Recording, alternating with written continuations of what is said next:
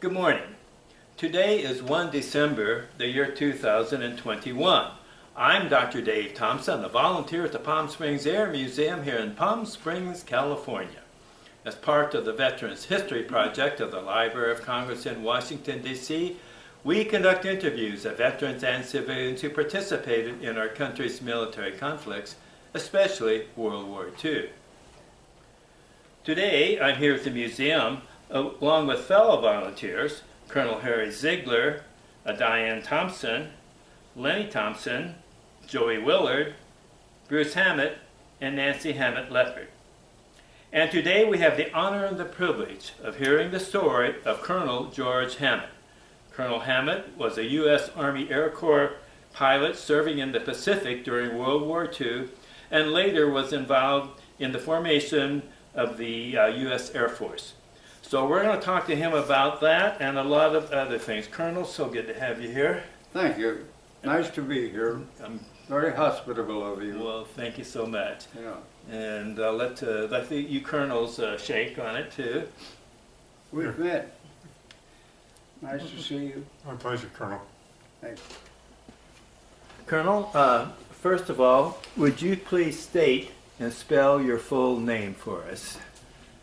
George Francis Hammett, Jr. And how do you spell Hammett? H-A-M-M-E-T-T. And when were you born? 25 April 1918. Wow. Making you how many years young? Oh, that's 103. In round numbers. That is amazing. That is amazing. So you're going next April, you'll be 104. Is that correct? 104 in April. In April. Yeah. Okay. So you were born before the end of World War I take it. I was just yeah. Yeah. Okay. Well, that's probably why Had a little World War I time, Yeah. but I don't remember that at all. That's probably why we won. They were afraid that this guy's going to be coming after us before long. So, and where were you born? Kansas City, Missouri. Okay, Kansas City. All right. And did you live there very long, Kansas City? I really don't remember how long I was there. A matter of months, Did you not live years. Oh yeah. And Then I think we went to Denver, and then to another place in Nebraska, and then finally to St. Joe, Missouri. St. Joe, Missouri. I remember St. Joe, Missouri, and all those cowboy movies used to see that it was kind of a jumping off place to the wagon trains and everything going west. Is that correct? You know, I have a hearing difficulty, Doctor. Okay, well maybe he can help you because he'll be a little closer to you. Was Kansas City, No, not St. Joe. St. Joe, an area for jumping off into the cowboy world? Going out west, wagon trains. If you and stuff. mean, was I drafted from St. Joe? Yes. Okay. That part of the time was people were moving to St. Joe and then moving west. Wagon trains. Way back. Yeah, They actually- long I time grew ago. up in St. Joe. Yeah, All my recollections are of St. Joe. right. Grade school, junior Well, high. Yeah. Let me ask you a question. What was your father's name? My father's name? I'm a junior. Oh, that's right. You said you were. Okay. And what did he do? My father was an optician, Oh, okay. Yeah. and a very good one. He knew everything there was to know about lenses and their application, their creation, how to wear them.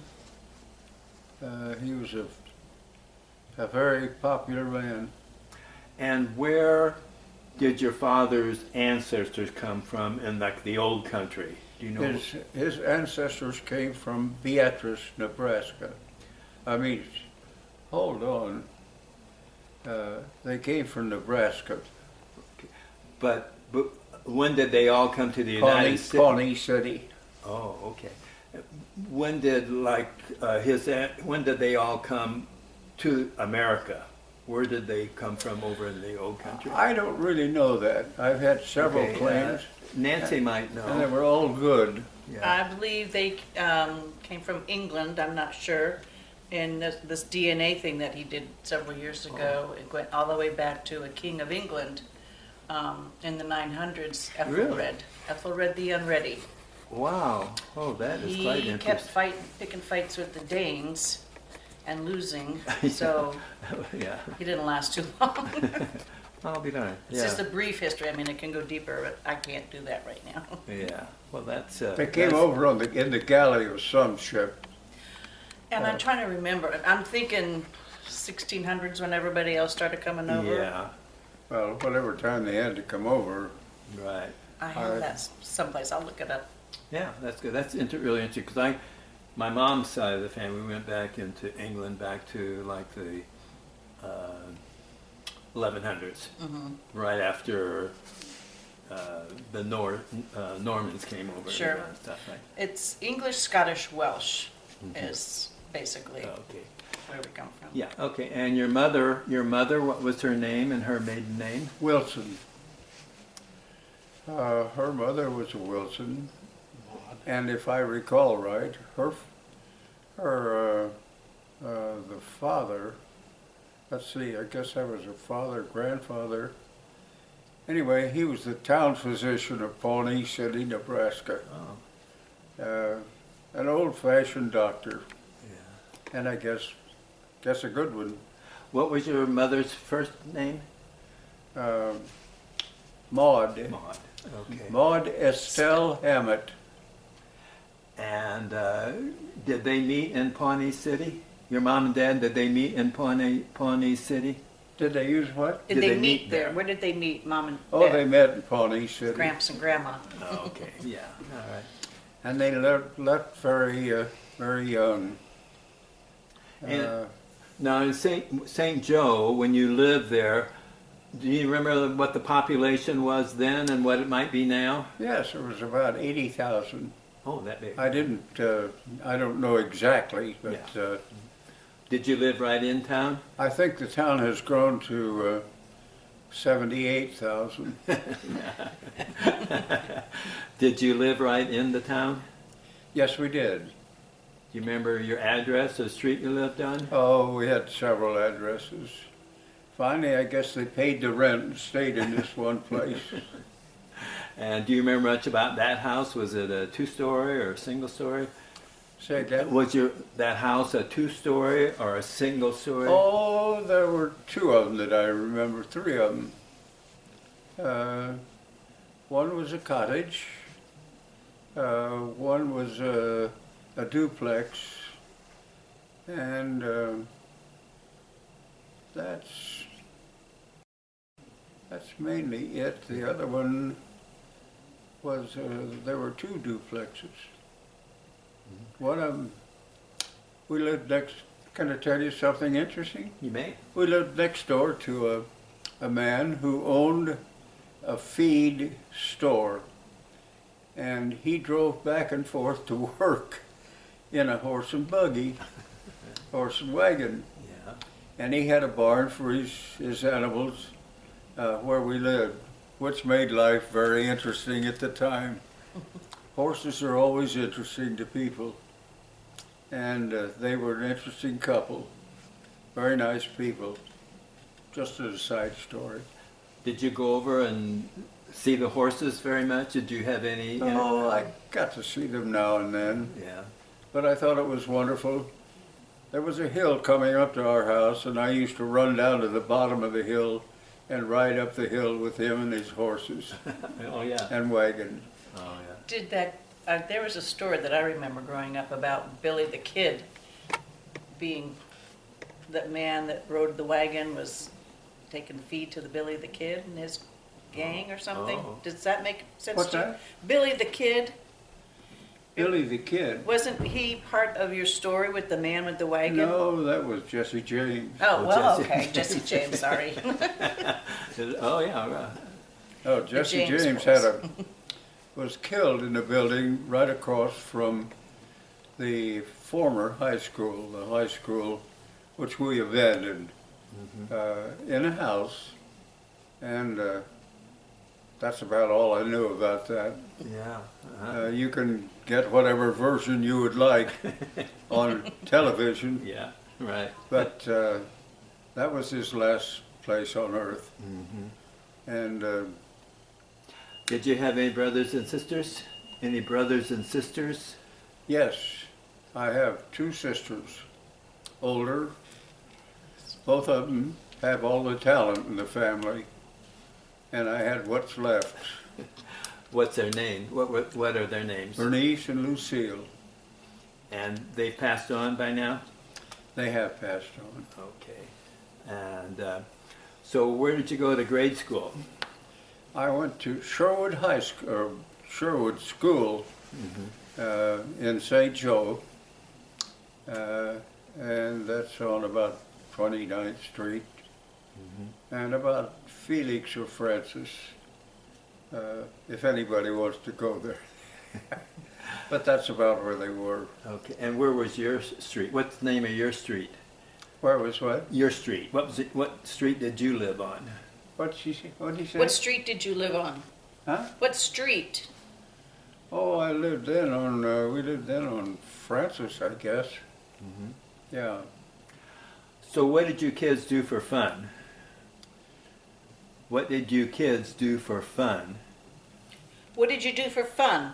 When you were... Did you play with your buddies and I thought, any no, sports? I thought going to school was fun. You know, it was a lot of fun. They had swings, they had a playground. We played our kind of baseball, that sort of thing. And that's about all there was for fun. We had a set of swings. We did the normal things kids do. Did you go fishing? Was there a river or I didn't have, a lake or anything? well, it was a Missouri River, but not close. It was on the edge of town. Yeah. No, I didn't do any fishing as a kid. But I did an awful lot of, at that time, remember something? I remember seeing, what's his name? The guy that had a World War I airplane. He used to fly that, and he'd fly over our house once in a while. I'd got to see him, and I thought that was wonderful. So that's how you got interested in aviation first, probably. I have no idea how I got. Yeah. I got interested in aviation because I was drafted as a private in the infantry. Oh, okay. Well, we'll get to that later. All right. Was there a movie theater in town? Did you go to movies like on Saturdays? There was, what did we go to in the way of movies then? I don't remember movies as a kid right now. Okay. All right. We did have some later on, but I don't remember them at that time. Okay. Now, where did you go to high school? Central High, St. Joe, Missouri. Do you remember? Da-da-da. Do you remember your? Did you play sports in high school? I did. I played at whatever sports they had available. I liked baseball very much. I played basketball quite a bit. That was through junior high school. But I didn't play. I don't remember sports in grade school. There were no competitive sports except running. My father was a runner. He was called a jackrabbit. But I was not as talented as he, and I tried to win a few things. I got some good seconds, but I never did get the cigar. Do you remember any of your favorite teachers in school? I can see him now. I could see Miss Reinhardt. Now there again, I got a blank on names. Yes, I can see them. Grade school and high school teachers. They're great people, good people. Yes, I remember them. What was your favorite subject in high school? I don't know. I was thinking of favorite subject. I guess the favorite subject was debate. I believe that. That's the one I think of mostly. I took military ROTC Oh, you did? in school, and I surprisingly I liked English. I thought the structure of it made a lot of sense to me, and once it made sense, I got a good grasp on it. Math was simple. My father was near genius in math, and it was pretty easy for me. Basic multiplication, division, such things as that, and the formula that went with the multiplication, that was interesting. It was interesting to see what happened if you used the numbers right. I guess mechanically, I caught on pretty well, but I liked very much the what went into math. I mean, it wasn't part of our subject, but I liked to see what you could make out of numbers and how important they were.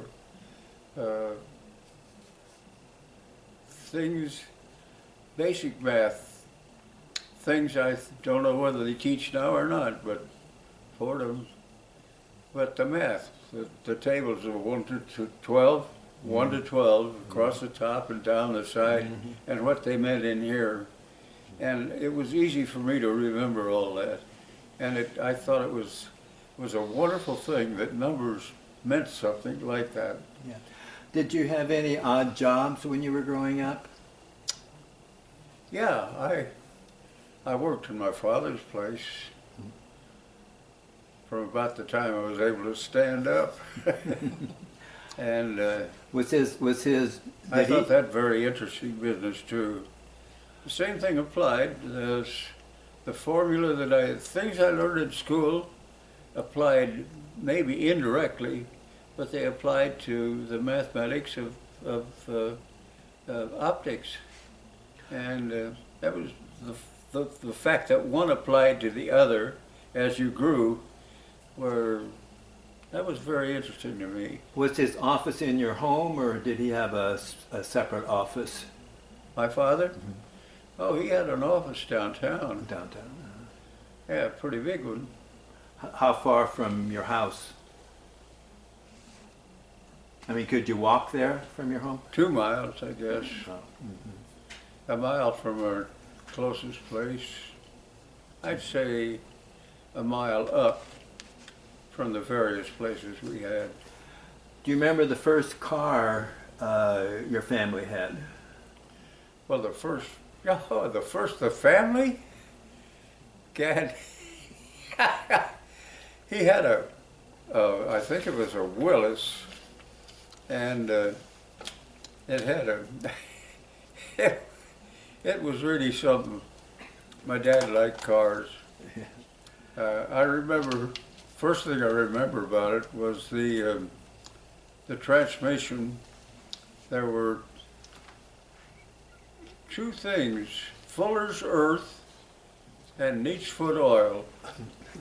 And he used to use the Neatsfoot oil, Neatsfoot oil and the Fuller's Earth in the transmission. And he somehow regulated that transmission with those two. Oh my God. It was a laugh. It was good. We used Neatsfoot oil for our baseball gloves to get them softened up. That's what I remember. I think we use it in the equestrian stuff too.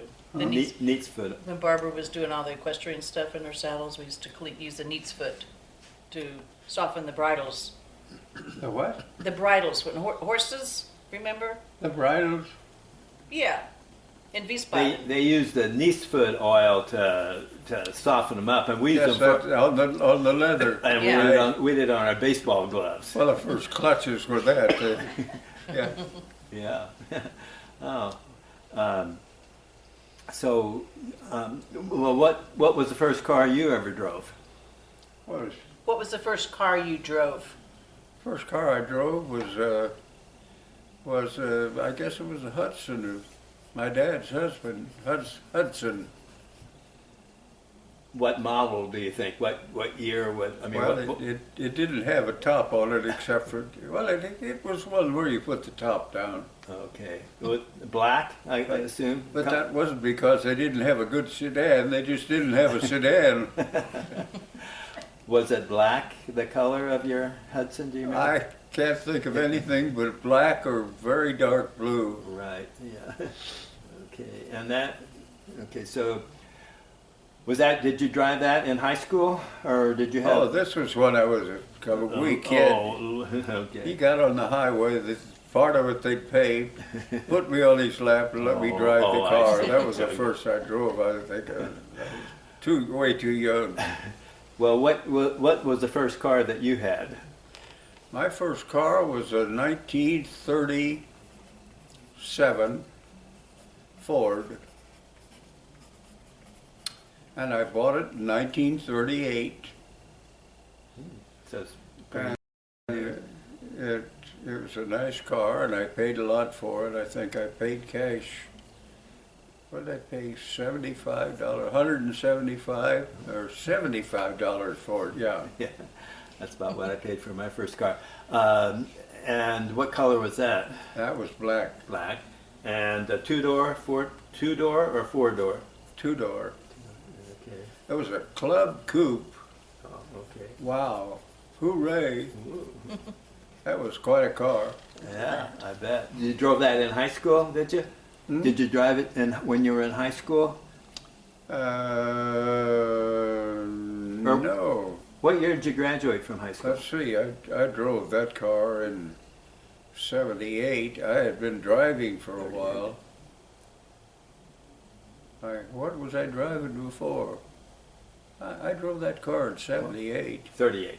and I got out of high school in '75, so 35. this was after. You got it in 1935, you graduated? 1935, you graduated from high school? 35, Yeah. yeah. So what did you do when you got out of high school? I got out of high school, first thing I did was I went to work for my father. Then I got an offer I had an offer when I went to work for him. Had an offer from American Optical Company in Kansas City. And I went to work on a very interesting career with American Optical Company. It was good. I started out as in the stock room, stayed there not very long, and out in the shop, I did a few chores in the shop. Then I went to work in their training program by going out with several of the salesmen in Oklahoma City and up in Des Moines and St. Louis and places like that. And very quickly I got myself territory that belonged to me, and I sold optical goods to optical companies and optometrists and opticians. And it was a very good career. Turned out real good. I meant to ask you, did you have any special girlfriends in high school? Any what? Special girlfriends in high school? Girlfriends. In high school? Did I have any girlfriends? In high school, yes. Did they let girls go to school? I'm sure he did. I mean, he's Yes, still... I did. I bet you did. I had girlfriends, but nothing of great importance, I guess. Yeah. I had the friends of mine. Yeah, I had dates with girls. Oh, I had some very interesting girls that I knew. Do you remember any of their names? Yeah, Do you want to share them? I don't think they'll know about it. And He won't get jealous. I had one named Halliday, sister of Bob Halliday. Bob Halliday was a good guy, good friend. I had one, Ernestine Guard. Her father owned the Platt Guard Business School. That's something they had in those days that they don't, I guess they don't have them now. But they taught people how to type and how to take dictation and all of that. And, oh God, I wasn't particularly tied to any girl. But when you went on your dates, did you go to a movie or to a restaurant, or what would you usually do? If I had a quarter, we went to the movie. But I didn't have a quarter too often. Do you remember the name of the movie theater in St. Joe? Yes, I do. They built a huge theater in St. Joseph, Missouri, named the Missouri Theater. That was one of them. Uh-huh. The Electric was one of them. There were several theaters I went to. Mm-hmm. I enjoyed the movies very much. Yeah. In fact, if I can diverge here, when I was growing up, about so high, I found that if you took around paper pamphlets, leaflets, and scattered them at the doorsteps of homes in areas, that you could get a free pass to the movie. At least I did. Ah. And I scattered those things and I got a pass to all the movies. I saw a lot of movies. I saw the parts of an awful lot of movies. Yeah. And I enjoyed that very much. What kind of movies did you like? Oh, any kind. It's going to take a little time. We got all the time in the world. My dad, and it's a little out of sequence, my dad was very athletic, and he didn't run around showing his muscles off all the time. He's a small guy. But he bowled on I think it was Thursday night, and he was a pretty good bowler. And I used to go with him when he went bowling on Thursday night. And when he went bowling, I'd go across the street to the Royal Theater. And I'd watch cowboy movies. At that time, they didn't have talkies. But I watched the movies, and the guy played the piano up front and all that. It was great fun. Who was your favorite cowboy? Oh, I think Tom Mix was. Yeah. I think, Tom Mix was a favorite heroic type, Yeah. and there were lots of these guys. God, I can't think of his name now. Anyway, Yeah. The Hoot Gibson. I've got a lot of blanks in the memories here. Was it Tex Ritter? Was that No, Tex Ritter? Was that what? No, that he was later. That was later. Yeah. Yeah. Hoot Gibson, maybe. Hoot Gibson, yeah, Hoot Gibson. And he was was he was a pilot too. Hoot Gibson was. He was. He was a pilot later. He was. Mm-hmm. He was. Used to fly in air races around L.A. Yeah. So was another guy from my hometown, Leroy Prinz. Leroy Prinz, his father had a dance academy, which is something I guess they don't have now. But it's a place where you go and you line up on one side and the boys line up on the other and you dance, you know. Right. And Leroy Prinz, later on when I was in the Inspector General's office, he and another guy came out to visit us, pilots from World War I. That's a random thought I had in there today. Yeah. No. That's, A gratuity. I threw it. yeah. Did you have a favorite restaurant that you would go to? Did you go out to eat much or anything like that? I don't think we went out to eat much like you do now. Yeah. We ate mostly at home. Mm-hmm. Food was good. Yeah. Your mom a good cook? But we used to go, when we went out, we'd go leave Dad's office, and I got a kick out of going to a restaurant. It's I can't think of the name of it now, but it was a cafeteria, and you had beef, potatoes, you know, and that was fun because it was different. Yeah. So,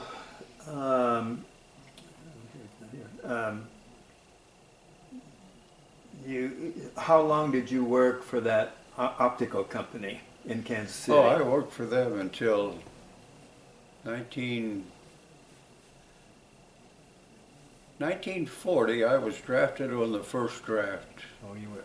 So it was late 1940, early 1941, maybe off a month or so. But they were kind of confused periods and then, and you can get that whenever they formed the draft boards and got them to. I was one of the lucky guys. Then I got deferred for a couple of months, I guess, to go back and clean up some things that I had deals working on, and I wrapped that up, and I went in first of 41. When was it? March of 41? I think it was March. Yeah. Where did you go to boot camp? Huh? Where did you go to boot camp? I went in first, Fort Leavenworth, but that was just a place to deposit us. Then they put us on a train and took us to Camp Roberts, California, which was in the process of being built. And Was that the first time you'd been to California? oh no, I had been out here in the 20s with my mother and father, mainly with my mother. We came out, and the sisters, she and I, got an apartment in Santa Ana, right down from the main square that had the market in it. I don't know, it's probably not there now. But no, I went, and I actually went to school out here one time. So you would come out, did you have relatives out here? Did you have relatives in California? Is that why you came out or what? Yes. Dad's brother lived in Santa Ana, and there were some other relatives scattered around out here. He had a brother in Santa Ana. He had two brothers in Santa Ana, and that's about all I think. But you would come out like for vacations or what? Up in near here, we have a group of Hammets from your history up in Yucca Valley. Oh, up in Yucca Valley. Those are children of Albert. Now, Albert was the whoop-de-doo. He was a bright guy. He actually invented things like the stoplight for a car and the turn signals for the car. And but he was a brain for inventing things that needed to be invented. He wasn't much of a brain for getting all the rights to them. The patents. So what later became General Motors won the rights to his invention. Oh, yeah. But they were still the first on automobiles. Excuse me. Yeah. Oh, that's interesting. Yeah. That's a diversion also. That's a good one. But when you would come to California, it would be like for a vacation. You and your family would come out and visit your uncle, and you. Well, we'd come out. I remember us getting an apartment out here every time. Did A you go? small apartment for us just to Yeah. live in. While Did- Dad was back home grinding glasses. Okay. Did you go to the beach very much while you were out here? Not very much, but some. Which beach would you go to usually? We south of Santa Ana down the freeway. That's down toward, what's this town? There's a little island there now. Some Hammett. beach. Long Beach in that area. partly, but otherwise down that hill and into the town and the beach. I don't remember what the beach was. Oh, it might be No. Newport? What was it? Newport? A little island down there. It's a nice place to There's live. a- Balboa Island. Huh? Balboa Balboa? Island. Balboa. Balboa. Yeah. Yeah. Yeah, that's probably it. Yeah. Nice. That was nice. Yeah. Things are kind of dim on that. So, oh hi Harry. Harry, I think we've just about finished. We're about ready to go into when he was drafted. Do you have any questions about his early life? You'd like to ask him about? One thing World War One had come to an end when you were, what, probably high school? No. He was No. he What was was just this? born. He was about 6 months old when World War One ended, He was born in 18. 1918. But there must have been military people growing up around you that had maybe been in combat somewhere. Had you In experienced? my early school years, No, he's asking, Did you have any neighbors or any relatives that fought in World War One? I don't remember any relatives that did anything in the war. They left it all for me. No, I didn't do much either, but I wasn't influenced in the military by having people or relatives yeah. that are famous and as warriors. No, the only one I remember is what's his name in that airplane above, and that's when I was about this tall and Would You know? fly around in Yeah. World War One aircraft, yeah. He was Yeah, I in didn't- ROTC. But he was in High school. He was? Yeah. There must have been some people that, how did you get your communications about what was going on in the world? Where would you get that information? Like, how did you get his you're speaking news? from a military standpoint. I Well, remember once we visited a World War I guy in the hospital, but that's about the only one they were taking care of him. He'd been injured.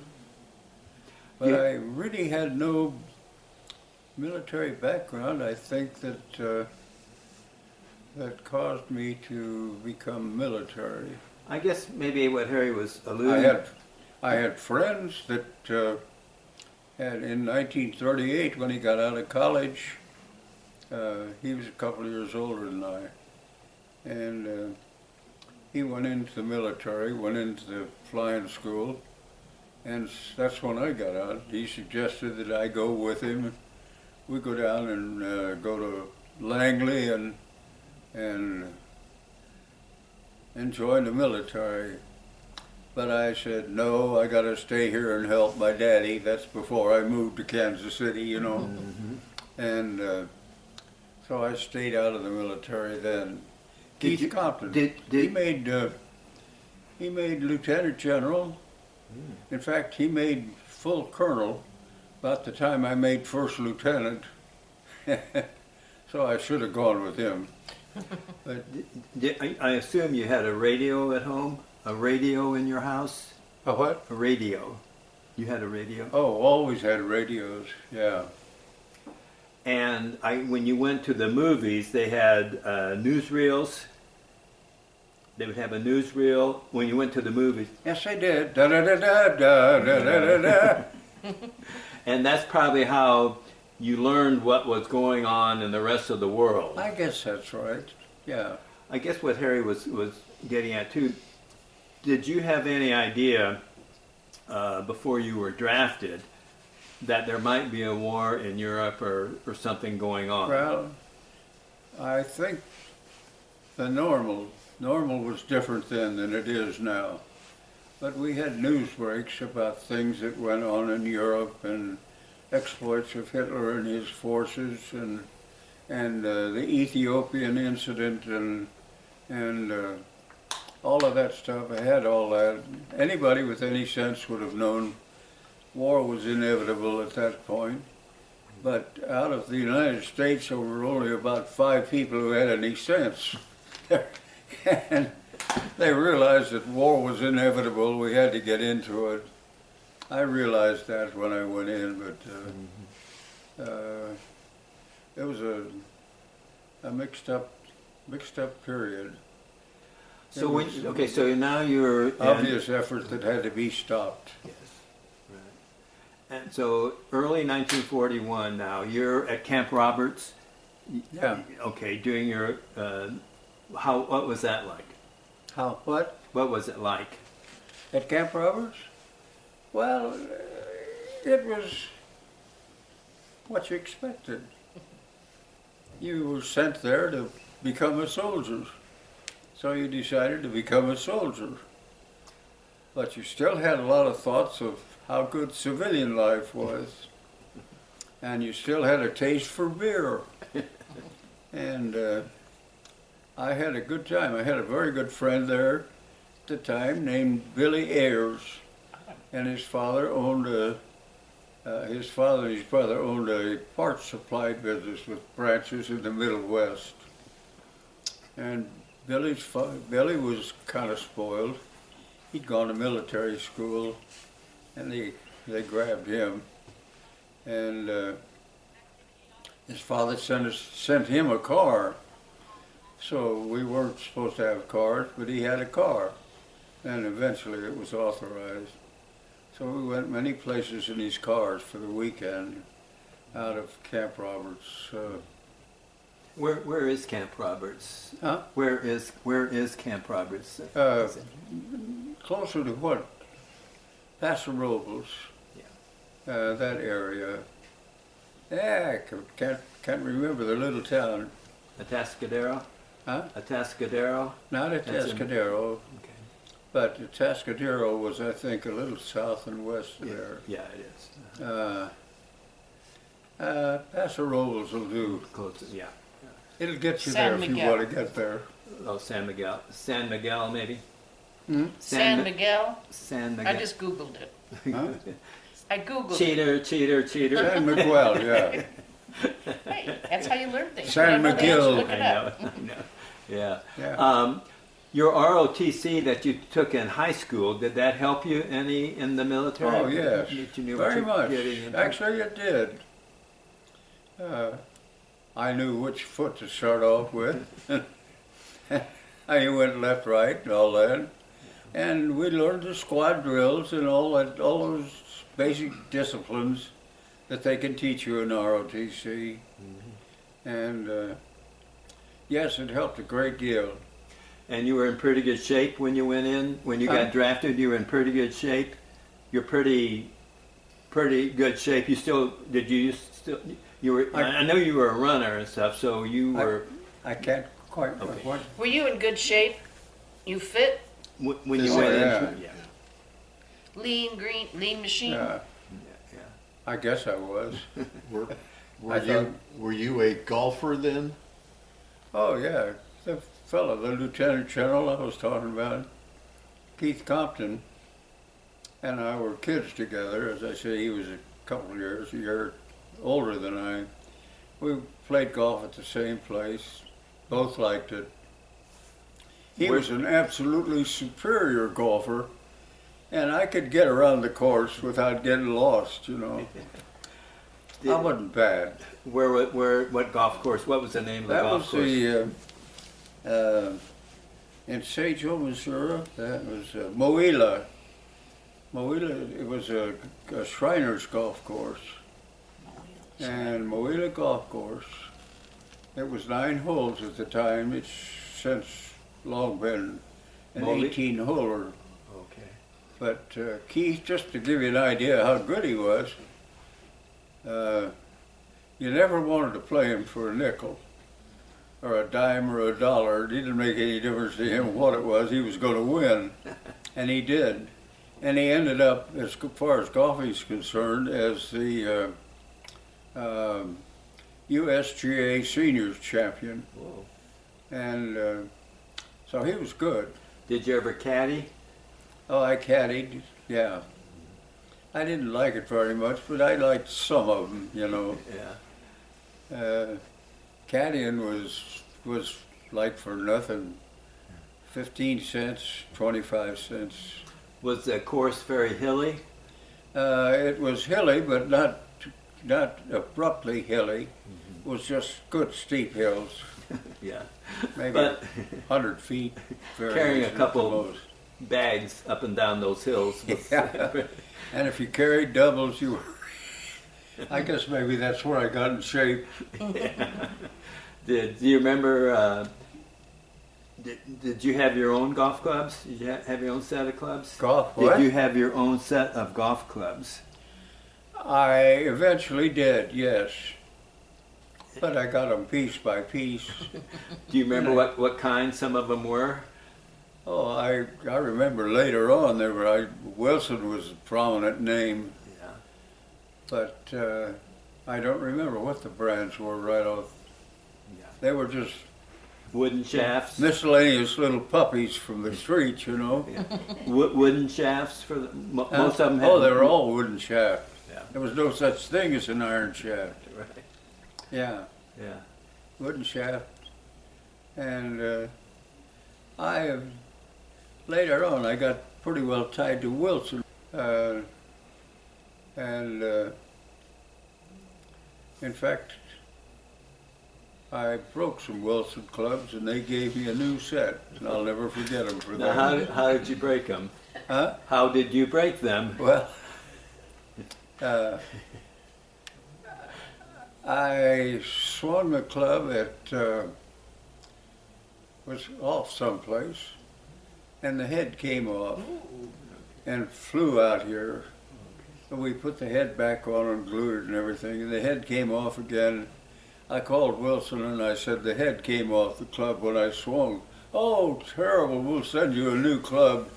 This took about 5 minutes to say this. And I said, well, I don't think that'll do it. Why not? I said, well, I have this image in my mind. I'm afraid to swing the club. I'm afraid of my... They said, you got a suit. You got a new set. Oh. That's pretty good. So I got a new set of Wilsons. Would you like a little sip of water? No, thank you. Okay, you're good. Okay, can you tell me what you were doing December 7th, 1941? Be happy to, because it was a great occasion. I was a corporal, acting sergeant, and I was sergeant of the guard at Camp Roberts, California, on Pearl Harbor Day. And it was one of the most dangerous days and nights I ever spent in my life, because on that day, because of the attack on Pearl Harbor, they gave all these cadets live ammunition. And I had to inspect the guard at night. And I'll tell you, it gets dark up there. And I was sergeant of the guard. And an event. I'm glad you asked that question. I wouldn't have thought of it. But that was quite a night. Quite a night. Yeah. If you want to know, we then formed a task force out of, we had the regulars and the trainees. Out of the regulars that were there, and I was one of them, they formed separate squads just immediately. And the response was excellent and quick. I was a machine gunner, and they had the position filled and they were ready for anything that happened. Was it a water-cooled machine gun? Huh? Was the machine gun water-cooled? Water cooled. Was it water-cooled, your machine gun? Oh, those were, they were in the heavy weapons, yeah. Right. But you had a lightweight Oh, you did? machine gun, Okay. but it got hot in a hurry. You couldn't fire many rounds. How was the word passed that Pearl Harbor had been attacked? How did you hear that? How did I hear that? Well, I was sergeant of the guard at Camp Roberts, and I don't know, the word just came through on the radio, I guess. And we immediately, some way, became very efficient. the humor about issuing ammunition. Yeah. They got the ammunition people and they issued the ammunition, and we formed a guard, same guard we had before, only we had live ammunition now, and that's about all the difference. Then after that, in California along the coast, they had blackouts for fear the Japanese might be coming, and I guess they Yeah, did there shell were- up there were around Goleta, Santa There were Barbara. rumors here and there and there and Yeah. there about they were off the coast. They did, if you remember right, they did bomb this small refinery right off the coast opposite us. Yeah. And that Go- made Goleta, everybody a little yeah. itchy. I don't know, we just seem to adapt very calmly to it. And you said, I mean, didn't come as a big shock or surprise to you because Huh? it didn't really come as a big surprise to you because you kind of knew that this was going to happen before long anyhow, right? At least in the back of the mind, Yeah. we knew this wasn't a plaything. We were up there to learn, how to drill. So So when did you leave Camp Roberts and where did you go? I left there. God, you got me on dates now. Well, about. I went from there to Fort Benning, and Georgia? I went from Benning as a second lieutenant. I got married to their mother. Really? And, okay. We went to Colorado Springs and opened up Camp Carson, which is now Fort Carson. Yeah. My And granddaughter we was were just in the there. 89th Division then. I was in the Low Mountain Troops. Our part in the Low Mountain Troops was to be ready and carry our weapons without any transportation. We had no transportation in our battalion. Rifle companies and a heavy weapons company. And we learned how to survive. We also learned some special ways to get along and stay hidden, and ways to thwart, kill the enemy. It became a very special outfit. And what weapon were you using then? What weapon were you using then? Oh, well, I was a lieutenant. I just had a sidearm. Okay, But I had first an 81 millimeter motor. God, how those guys could carry that thing, I don't know. But they were good. So did you go to OCS? Did you go to OCS? I did, Where was that? in Georgia. That was Fort Benning. Yeah, Benning. So how did you apply for that, or how did you get? I was sent there. The division sent me. Everything was in a turmoil then, so they had, they thought I ought to go to OCS, and I said, now's my chance to get back in the Air Force where my friend is. So I said, I'll go to OCS Air. And they thought I'd make a better infantry officer than an air. So I went to Benning. Now, your wife, where did you meet her? And what was her name? I met her in California, up in the San Francisco area. When you were at Camp Roberts, is that when you met her? Yeah, when I was at Camp Roberts. And what's The her fellow name? I told you about, Billy, this Ayers, friend of yeah. mine, his Billy car. Ayers. Oh, yeah. He had a friend up in San Francisco. We went up there to a party, and we were a couple of soldiers, and they got us blind dates for this party. So I met Phyllis as part of that blind date, but I got Billy aside, and I thought maybe he'd be happier with the girl that I had the blind date with. And so we switched, and I took their mother, yeah, and he took this other girl. I heard it differently. Things were looser in those days. Well, not so sure. I So, heard Mom picked you. ooh. Huh? I heard Mom picked you. How did Mom? I don't know. She said. I didn't give her wouldn't- a chance to not get to me. She thought you were cute. Yeah. She thought I was cute. There's that word cute again. Yeah. So what's her name and her maiden name?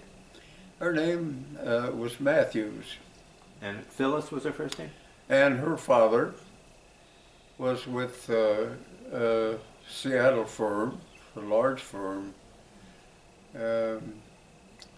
and he had charge of their outlying packing plants in northern Virginia, northern California, Washington, And- Oregon. and out on the islands and up in Alaska. So he was gone most of the year, opening and closing and operating the plants up there. So she was in the fisherman's business. That's my connection with fishing. The boat, the ship that he had was it's now a museum in San Francisco. It's called the Balcalutha. That used to be the Star of Alaska, out of the Star Fleets. That's right. Oh, fishing fleet then. The one in Alaska, in San Francisco, Yeah. and the one in San Diego also. Yeah. Or Star of India, Star I of think it India was. was one I of didn't know theirs. that was down there. Oh, yeah. They used to haul cans, empty cans up and full cans back, so they hoped. So that's about all I know about it. Yeah. His But it name was was Claire Matthews, Interesting business. and my middle name is Claire. So Oh. Huh? I said I was named after him. My middle name, Claire. Claire. Claire Matthews Oh, was her that's- daddy. That's one of her relatives, yeah. It's her father. Yes, it is. Yeah. Okay. Anyhow, Yeah, okay. Did she have any brothers? She had yes. Let's see, Richard was her brother. Did he serve in World War II? Her brother, who later lived with us for a while and then became an officer in the Air Force, Air Corps. Uh-huh. And Richard was a good guy, and he was without parents except their mother and I. And Okay, so now you're at Fort Carson. huh? Where did you, when you were at Camp Carson, When did I leave Carson? well, yeah, when or where did you go when you left Carson? Well, I went to Benning, Oh, you went to Benning Yeah. from Carson. then I went to Colorado Springs Okay, as a second lieutenant. but you were at Camp Carson, right? In Colorado Springs? Yeah, Yeah, I went to Colorado Springs after. Yeah. after Benning. Okay, so then from Colorado Springs, where did you go? Oh, When? let's see. Colorado Springs. When they were shipped out, I went to the 94th Division for a while. Went to maneuvers down in Tennessee. I drank some of that Tennessee whiskey, my God. And, but emergencies will happen, you know. I had one of our, Then I, so really it wasn't as you might think. I went to Carson, then to, I went to Carson, then to the 94th. And I was on maneuvers in the 94th when the first sergeant came out in the field. I was in a tent. We'd been in some kind of rough maneuvers. Dirty, you get dirty all the time. And he woke me up and he said, "I think I've got some good news for you." And I said, "What's that?" And he said, we got a copy of a message from Washington, D.C. You are to report to Santa Ana as soon as possible. And that's where I went. I went to Santa Ana, to pre-flight school. Oh, okay. So you had applied to go into the Air Corps. Yeah, that was when I got into the air. I had applied, and yes. Okay. Oh, that epic, God. Just like I'd committed treason. I was in command of the firing line for the regiment, and I got orders out on that line to go. I had applied for the Air Corps, that's right. I had another Maroney when I had the heavy weapons platoon. Another Bill Maroney, a regular officer and a rugged guy, really a rugged guy. And he wanted to get out of the outfit we were in too. We were training troops. But So you went. So when you got to Santa Ana, you were in pre-flight then. I was in pre-flight, went to pre-flight school, Yeah. learned to read and write or something like that. Yeah. And then I went to flying school in Hammett, California. Yeah. That's. Primary school in Hammett. What was the first plane you went up in? You flew. Oh, I guess the first plane was a Ryan version of the, what was it, the PT-19 or 18 or, Yeah, I think I forget what it is. PT-17. Yeah. it was a primary trainer. It was built by Ryan. I don't know who invented it, but Ryan built this one. Is that what you soloed in? Huh? Is that what you soloed in? Yes. Okay. Did flying come easy to you? Huh? Did flying come easy to you Flying Was it easy for you? easy? Yeah. to learn? Yeah, it was a lot of fun. It was Was it an discipline, adventure? the same as there is in every military thing. And I guess I had a couple of, I don't know, I guess it was fun. In fact, it was a lot of fun. When I got off soloed, then I got off by my own, and I used to try these maneuvers I'd heard of. And they wouldn't work in this airplane. And I got in some pretty good trouble, but got out. Yeah, it was a lot of fun for me. Where'd you go to advanced? I went to, after that I went to Texas. What's the capital of Texas? Austin. Austin, yeah, Austin, Texas. Okay. And that was troop carrier school. Wasn't what I asked for, but that was all right. And turned out that's pretty good command. Like a C-47, for instance? C-47, C-46s. C-46, We got some of the early C-46s. Those were kind of tricky compared to the C-47, but fine airplane. I believe they said... Best engine ever built for an airplane. Was it? Yeah. About 6 years ago. Yeah. 6 years? And so, and It's then, easy and- when did you go 17. overseas? Or Go back to- did you go I overseas didn't pretty go soon? overseas till 1945. That's right. And where did you go? Oh, I went to the Pacific, but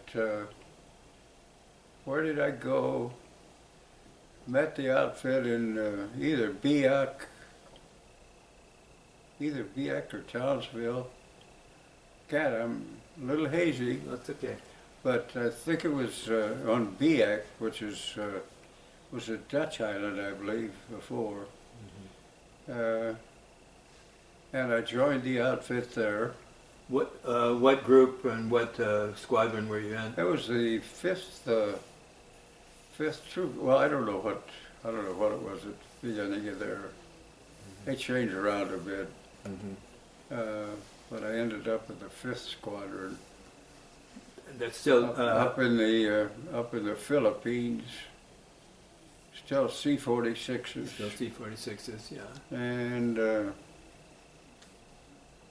I stayed with that. Colonel Larry Cole. Larry Cole. He was a great old frustrated fighter pilot, as was I, and all of us. And we did the whole thing with him in command. Were you transporting troops or supplies or what? Yes, yes, and yes. Yes. Okay. Whatever you could get in the hole back there. With great abandon. Weight and balance was a myth. We looked at the tail wheel, and if the tail wheel was down here and wasn't mashed too far down, then weight and balance was all right in the airplane take off, you know. It was a pretty good command. We did a lot of things. It was a lot of fun. I may be wrong, but it seems like I heard that the C-46 had cargo doors on both sides of the fuselage. They did, yeah. And that made it a little tricky to fly because It the tail was. wanted to... It was a little tricky, but I'm not sure it was just wasn't the cargo doors. I don't think I ever thought of it as being attributable to cargo doors. It was a big airplane. It held about good twice as much as the C-47, and some say it could carry 8,000 pounds, and it could, but just barely. And it was, you didn't dwell on things like, does the load fit and how heavy? You did dwell with where it was because of the weight and balance factor. You got a pretty good idea of that, but how much you took a few gambles on that. Anybody ever shoot at you? Yeah, they did, but it wasn't harmful. They didn't hit. And the shooting was, I think, the only shooting I had that was close to effective was on Okinawa. And that was just caused a big bump. I never did find any shrapnel or anything else in the airplane. But, and we were in weather at the time. So I wasn't heavily shot at. The weather can get pretty rough over there, can't it? Did you ever get up in any bad weather? Did somebody clue you in on this? I did, but it was after the war. They decided that the guy that came over took charge was a colonel who formerly had been in charge of the instrument. He was head of the instrument school for the Air Force. And he decided that we should fly through some of these typhoons that we'd always avoided. And so he said, set up a flight to go through there. I thought about this for a while. I decided I had flown more instruments than most anybody in the squadron, so I thought maybe I should take it. So I took the flight and got some volunteers to go with me, and we flew a typhoon between Okinawa and the Philippines, and it was quite an adventure, but like a series of cold fronts, it really wasn't so awful bad. And except for the ending.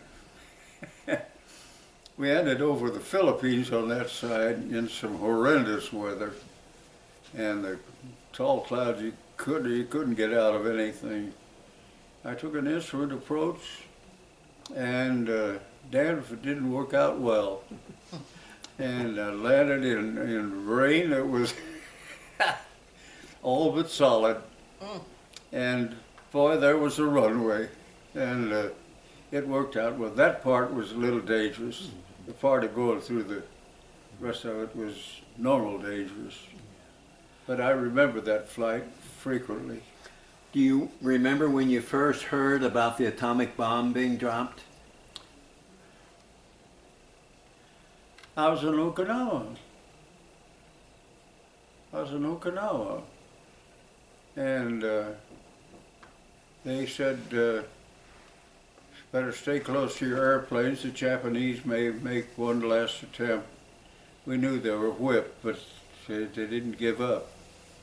And so I was sleeping under the wing of the airplane. And I heard all this hullabaloo and fuss and bombs in the air and everything, and I thought, my God, what's happened? So I jumped in the cockpit and turned the switches on. I got the tower immediately, and they said, easy now, just hold your position.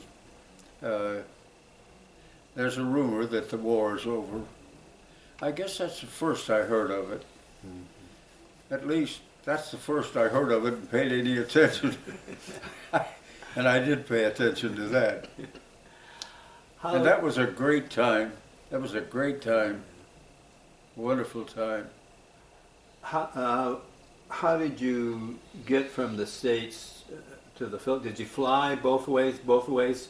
Did you fly over and back, or were you on a troop ship? How did you get over to the South Pacific?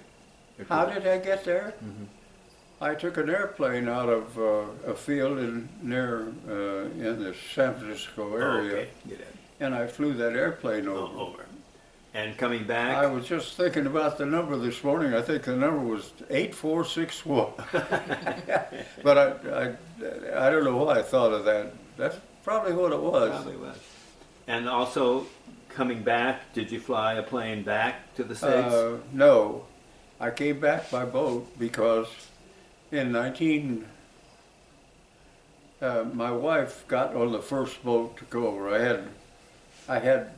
You got priorities then, and I had a priority that got her on the first boat out of San Francisco, the Marine Jumper.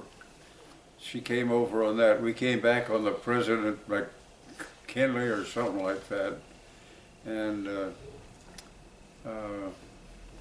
later on, I got a trip over and back and by boat. Lovely. But then I came back by boat. I'm curious, what year was that? That was just before Mike, or just Jeff. before Jeff. Yeah. Just barely before Jeff. Right, she had to kind of hide her pregnancy, I think. Yeah. And we came back, and Yeah. Jeff was born in the bowling alley, as he used to say. Bowling Air When her Force older Base. brother Jeff, who's deceased, used to tell the kids where he was born. He was heard to say he was born in the bowling alley. He was born in Bowling Hospital. Oh, I see. Okay. Family joke. Was it a flight surgeon who delivered him? Huh? Was he the one that was delivered by a flight surgeon? The flight surgeon? Yeah, oh, that was you? Oh. Bone break? Bone break, yeah. Bone break was one of the doctors in Offutt, yeah. I was born in a bedpan. I was delivered by Dr. Doolittle. Really? And I have Tom Dooley's signature on there too. Yeah. Okay, are you doing okay, Colonel? Are you doing all right? Huh? You doing okay? I'm doing You okay. doing okay? Everybody else okay? It's been invigorating. Harry, Good we're memories. kind of, I think we're at a spot now, we're kind of finished with World War II. So before we get into the rest of your career, Harry, you got anything you want to ask him about being overseas? And Well, I'm just kind of thinking about, you were flying primarily with cargo planes, but were there other airplanes around where There you were? Like the There's always ones is. or the Bell Cobras or? And There's you- always an incidental airplane someplace. I mean, but were you always, were the fields just transportation, cargo planes, or were you have other squadrons there? Other squad, other airplanes. Well, when I did the first Pentagon tour, I was after I got assigned to SAC. Well, no, we're talking about when you were over in the Pacific. When you were in the Pacific, let's say, did you have fighter escort when you were going anywhere? When you were flying your missions? Fighter escort? No. Navy had fighter escort more than we did. We didn't have. No fighter escort. But the base you were at in either Okinawa or the Philippines, you had a base where there are other squadrons there, like a bomber squadron or yes. fighter squadron, Yeah. besides you guys. Yeah. But on a one-on-one basis, we didn't have a fighter escort. Well, what I was curious about is, like there was an O Club, and every guy's, get back and you go to the O Club, and if you're hearing stories from the fighter pilots and the bomber pilots, and you're mixing in with all this other information about what's going on with their lives, did that come up at all? Well, yeah, we mixed with the other guys. We envied them for their missions, but I don't know. The closest I got was when the war ended. The war was over, and they asked. They needed. There were some Japanese that didn't believe the war was over the first day or the first week or so. So I was on Okinawa. They got me from Okinawa down to Manila and got a C-47. I hadn't flown a C-47 for quite a while, but I used to fly that thing. It was like a toy. And they asked if I could, they didn't ask. Well, they did too ask, because they had this flight into there, and they didn't have anybody in the Manila area that could fly the airplane or something, some sort of thing like that. And I said, sure, I'll take the airplane. Let me have a little time to get. And I took it up, and I had a volunteer crew, and we had some ammunition and some food, and we took it to this little island in Manila Bay where the Japanese wouldn't quit. And flew into an old Japanese strip there and got this C-47 loaded into there, took the ammunition off, and they were happy to get it. We turned around and took off, and that's all there was to it. But that's a little side effect. Did you have a story about being in Tokyo after the war? Tokyo? Yeah. Well, I was only famous for one thing. The Emperor's Palace? I know something? what she's trying to get to.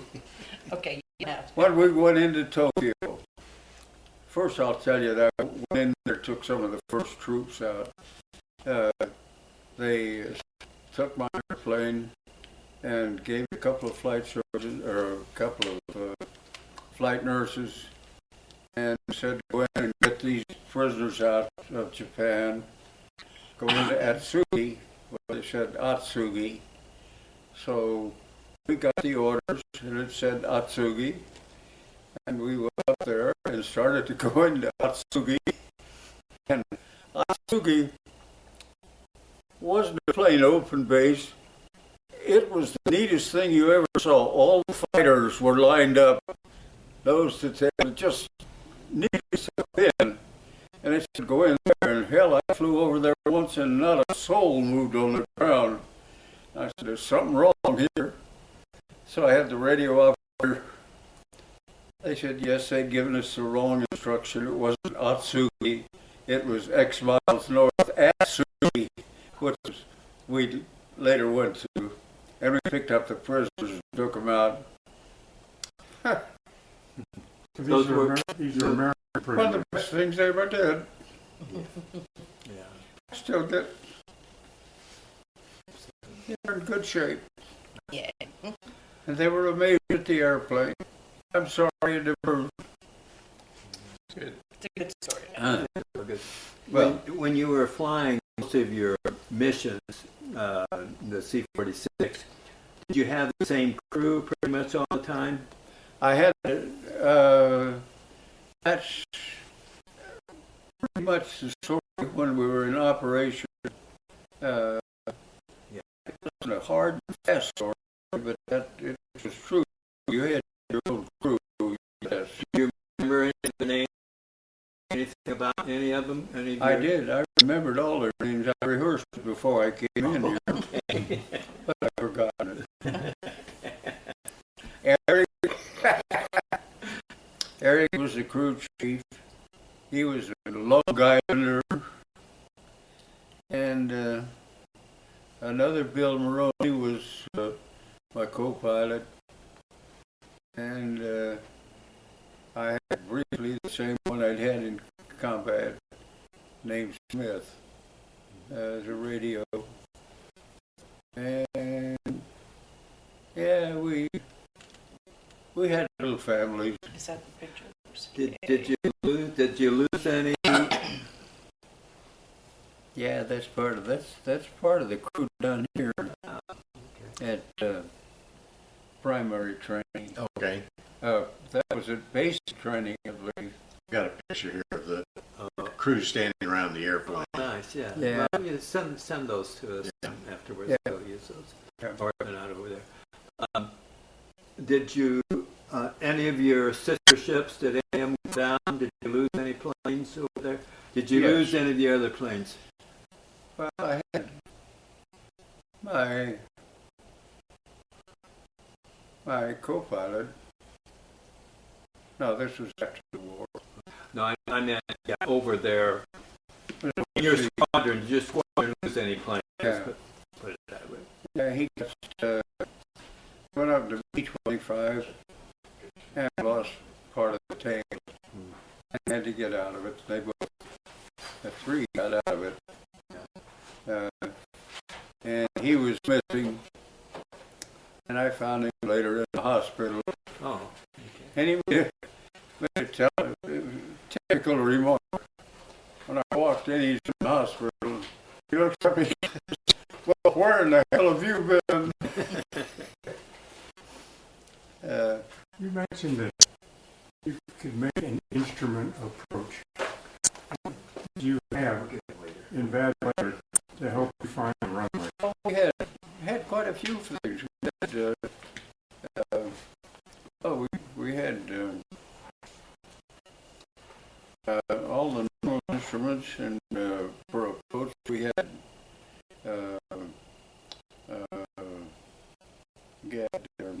talk again. Damn. intercom? The intercom? We had all kinds of instruments. We had the approach instruments, the one where you got the outer marker and the inner marker, and then the runway. What's that one? That'd be your maybe ILS. Huh? That'd probably be your ILS. But, ILS? What? ILS? INS, yeah, Instrument Landing System. but I was thinking early on,